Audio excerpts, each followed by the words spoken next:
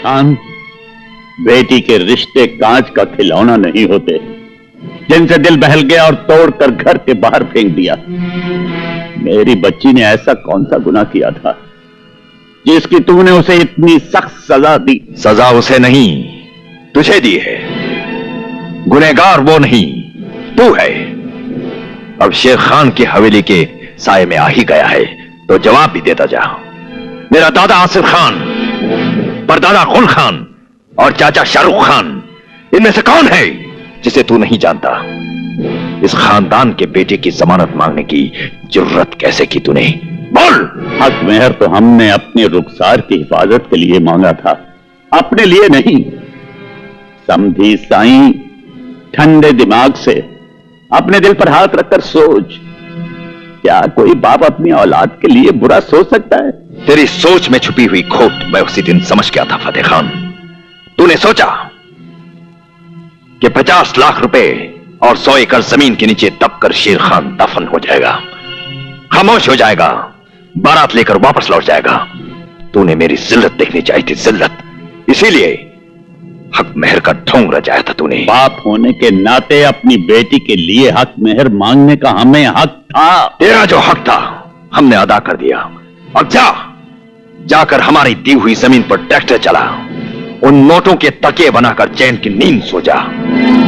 कभी अपनी लाडली बेटी को जमीन दिखा तो कभी उसे नोटों की गड्डियां सूंघा।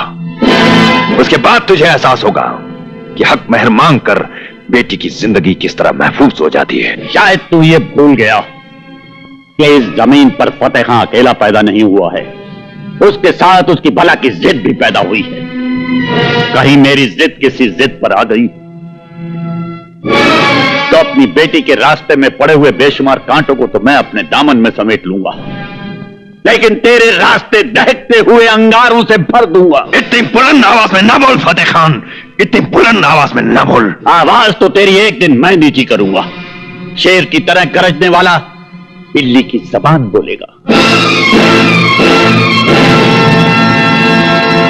तुझे फतेह खां की दहलीज पर सर झुकाकर, नाक रगड़कर मेरी बेटी फिर से मांगनी पड़ेगी।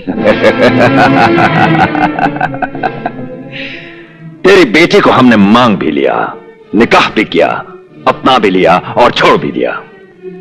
रही बात घर बसाने की फतेह खान, अब घर तो तभी बसेगा जब तू हमारे सामने घुटने टेककर हाथ फैलाकर रहम की भीख मांगेगा। शेर खान, हमारे दिल में छुपे नफरत के अंगारों को और हवा न दे, वरना तू इस आग में जलकर राख हो जाएगा। सीने में दुश्मनी के अंगारे लेकर जीने वाले को आग से डराने की कोशिश न कर फतेह खान, वो दिन कभी नहीं आएगा। अगर वो दिन नहीं आएगा शेर खान, तो तेरे घर की दीवारें धूप को तरस जाएंगी। फिर हम सूरज को अपने हाथ में लेकर तेरी हवेली के आंगन में रोशन कर देंगे और तुझे कहेंगे कि देख, आज वो दिन निकल आया।